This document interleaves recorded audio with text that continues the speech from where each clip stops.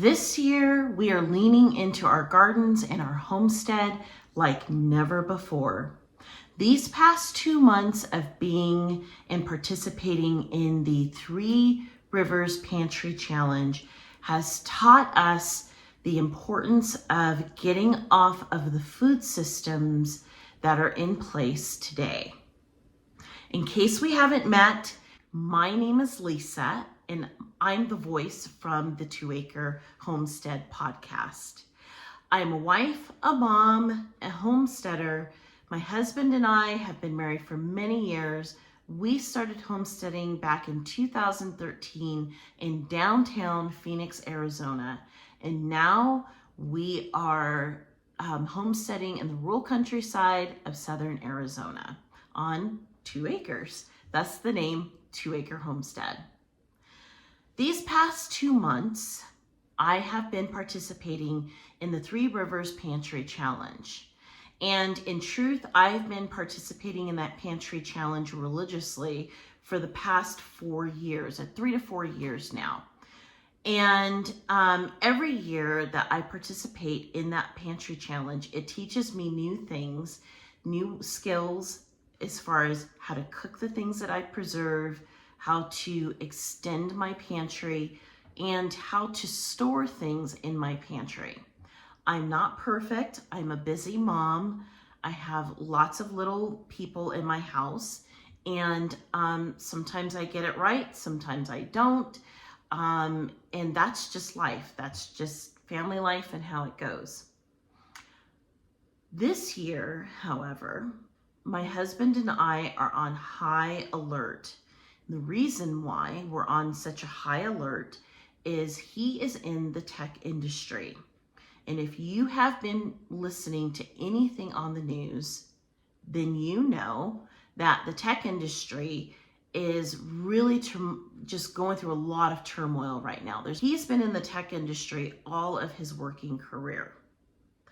So that being said, we are going to be leaning very heavily into our homestead like we never have before. Not only because of his job situation, because he is the one who works full-time here on our homestead to support our homestead, but also because our children are getting a little bit older. My kids, they're all under the age of 7 at this point. I have 3 young boys, and they're all under the age of 7.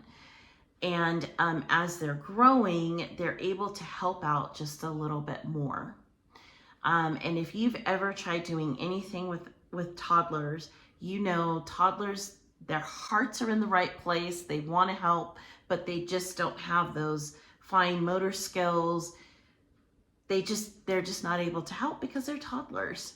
But we can do just a little bit more with our family, even though our family is young. And by leaning heavily into our homestead, our goal is to really diminish our grocery budget. That way we can save money in other areas of our life. Now, we've done a whole episode in our podcast about 2 of the subjects that we're talking about here.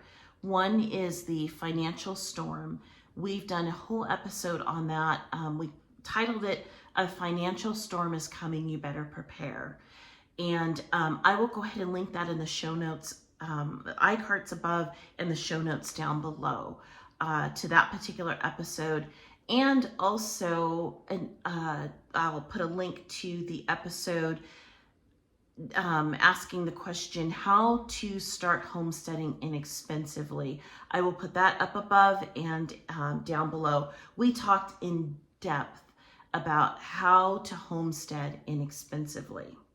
Now, I'm going to just funnel this down to answer that question here.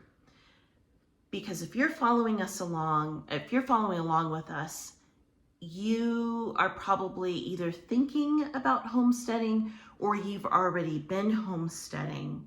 But really, I want to address those of you who are thinking about homesteading. You might be thinking, well, if I start homesteading and raising all of my own food, I can do what she's doing by diminishing or lowering my grocery budget. I'm going to be upfront. I'm going to be honest with you. You need to hear this from somebody who's been homesteading, not for 2 or 3 years, but somebody who's been homesteading for a very long time. And that's not to blow my own horn, but we've been homesteading since 2013. So we're not new to this. I'm going to tell you up front, it takes money to start homesteading. Why do I say that? Because it takes money for the infrastructure, it takes money for animals, and it takes money to maintain a homestead. So does homesteading save you money? It really depends. It depends on how you run your homestead. If you run your homestead inexpensively, I do have a whole series on how to run your homestead inexpensively. That is really designed for those of you who are in the suburbs. If you are in the suburbs, homesteading inexpensively is possible. It's possible to do. It's something that we did. And I outline what we did in that. And I will also put a link to that down below. If you head on over to our website, the2acrehomestead.com, click the resource tab, I have a downloadable that will show you step by step how to homestead inexpensively. Now, in our particular case, we have a functioning, running homestead. And like I said, we've been doing this since 2013. When we first started our homestead, we did it little bits at a time. Then we went to a point where we were pretty much just eating what we produced. Then we decided to have kids, and that kind of changed a lot of dynamics for us. But like I said, now that our kids are a little bit older, things have changed, and we have made the conscientious decision to go back to the way that we used to be. So what does that look like in practice? Because we're doing this on purpose. So what does it look like in practice? Well, in practice, what that means is we have to figure out how to fill in the gaps, those hunger gaps. Like right now, as of the recording of this is the end of February. The end of February, the month of February for our neck of the woods where we live means there's a hunger gap because it's too cold to plant anything. But even for like the cold hardy things, it's just too cold to plant anything. So that means we're really going to be leaning still heavily into what we have put up for the winter. However, it's that time of year where we're starting to get everything going, specifically our gardens. We're starting to wake the gardens up. We're starting to do all of the things that we need to do to get ready for the planting season, which for us starts mid-March. So there's that hunger gap.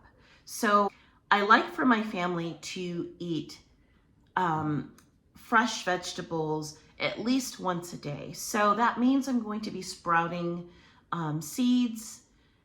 I'm going to be growing microgreens. Another thing that I did is before the challenge, I saved some of the heads of lettuce because I bought organic lettuce, and I just regrow them on my windowsill, actually right behind you here in the kitchen. So I just regrow those, let those grow, and keep clipping those and feeding those with plant food so that we have at least something that's fresh. But microgreens is definitely where it's at, and that's definitely something that we're doing as far as filling in the something fresh to eat. It's really important to me. In addition to having fresh produce, we intend on growing much more calorie-dense foods this year. So this year we're planning on growing a lot more potatoes. We grew a nice amount of potatoes last year, but the gap was we didn't grow enough to last through the end of February. And in all honesty, it's a little bit hard for me to judge at this point because of my kids. They are at that growing age and I never know how much they're going to eat. So it's always a, it's always a guessing game around here how much anybody's going to eat. But this year our plan is to grow a lot of potatoes, a lot of sweet potatoes, a lot of winter squash, things that are calorie dense food, and also a lot of corn. We're going to be growing a lot of corn this year as well. Our goal with the corn is not necessarily for fresh eating. We're going to be growing corn that we can grind up and make our own flour with, corn flour with. That is something that we enjoy eating. You can make grits out of it. You can do cornbread. There's all kinds of things that you can do. My family absolutely enjoys that. And we want to make sure that we are growing and grinding our own. So that way we're producing something that is of a grain-like material that can be used for flour that is here on our homestead. We've recently also increased our goat herd. So we got in contact with some friends of ours that live a few miles down from us, and they were reducing their goat herd. So we went ahead and took on 2 of their goats. So we've got an extra buck and we've got an extra doe. And I'm super excited to say that we have a La Mancha, a full-blood La Mancha on property. Now, I'm really excited to have a La Mancha goat because our goat that we just absolutely love, her name is Buttercup. She is I guess she's like a half La Mancha, half Nigerian dwarf. So I guess that makes her a mini La Mancha. And she is so good at producing milk. Let me just show you guys. I'm right here at my refrigerator.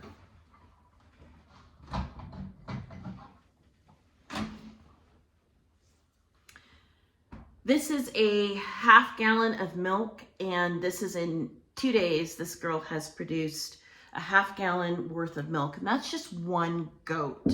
So I'm really excited to have a La Mancha, because from there I can breed her with my with our other buck, who is a Nigerian dwarf, and we can start producing more mini La Manchas. I'm very happy with the mini La Manchas. Heather from Sage and Stone has convinced me to go the mini La Mancha route.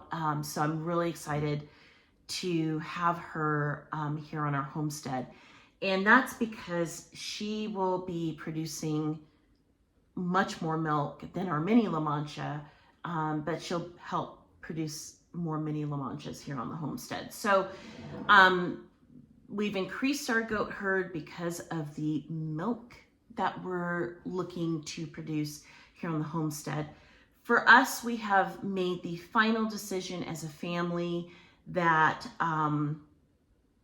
we need to get ourselves off of cow's milk, and that's for dietary purposes. Our family just has such a difficult time producing digesting cow's milk. So we are making that leap to getting off of cow's milk, even raw milk, and which is all that we consume is raw milk. But we are making that jump to producing our own milk in the form of goat's milk. So in addition to raising more goats, we're also increasing our chicken production. So these past 2 years, we haven't really done a whole lot.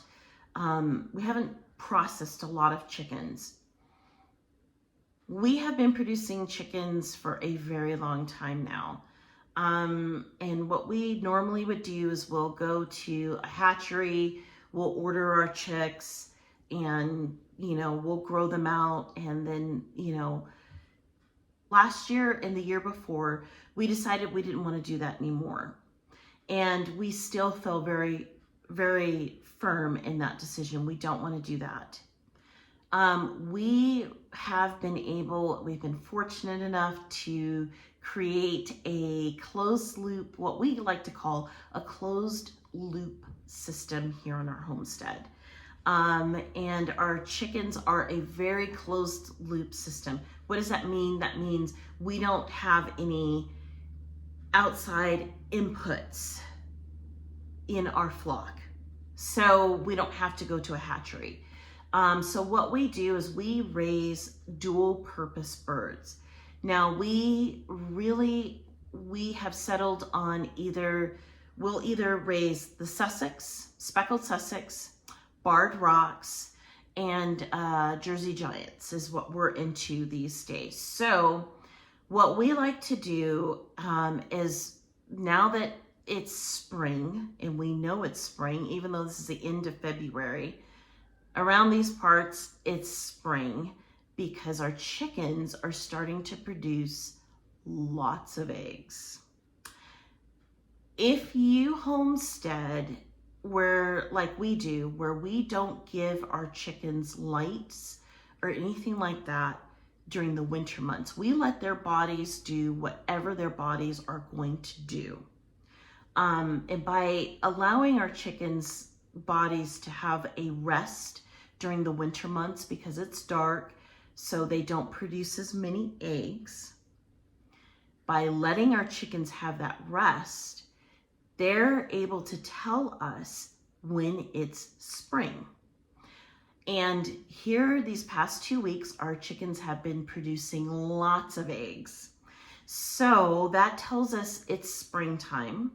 And now that we're in the middle of spring, we're starting to get into the spring rush of eggs. That means we're going to be taking several of those eggs and putting them in the incubators, letting them hatch out. And those chicks that grow out, those are the ones that we'll put in freezer camp. Those are the ones that we will be saving for meat on our homestead. So we're going to be doing several batches of that. We're going to be doing at least about 3 batches of chickens that we will be processing this year. And we're also going to be expanding our rabbitry. Now, we scaled down our rabbitry, and that was with intent, because what we do with our rabbit meat, we'll eat rabbit meat, but we're not too crazy about it. We'll eat it though. We'll eat it and won't complain about it. But we really like to make our own dog food. I have to say, dogs are like the unsung heroes on a homestead. Dogs are your protectors. They hear things.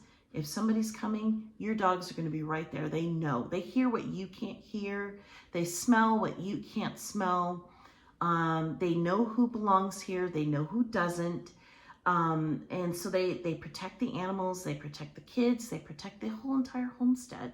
So feeding our animals good food, food that's good for their bodies, is important. And so one of the things that we like to do around here is we do like to make our own dog food, and using rabbit meat is one of those things that we like to use. So we're going to be increasing our rabbit production, not just for our consumption, but also for the dogs' consumption as well, getting them off of the current food system that's out there. So does that mean that does that mean that I'm not going to be going to the grocery store at all? Absolutely not. There are things that we just don't produce here on our homestead for one reason or the other. Things like wheat some animal feed we don't produce. Beef, we don't produce beef here on our homestead. So beef is something that we would have to source. So we will be, from time to time going to the grocery store, but it won't be at the rate that we have been doing in the past. So as you can see, we have our hands very full. So it's our hope that you come along with us as we show you how we are getting ourselves off the food system. And we hope that you enjoy these videos that are coming up from us, because we want to show you that we don't just talk the talk, but we do walk the walk as well. So come along with us on our journey as we get ourselves off of the grocery stores. Well, that's it for me. I've got some cheese to make. So that's it for me and my family on our homestead. To all of you, wherever you are in the world, happy homesteading and be safe out there.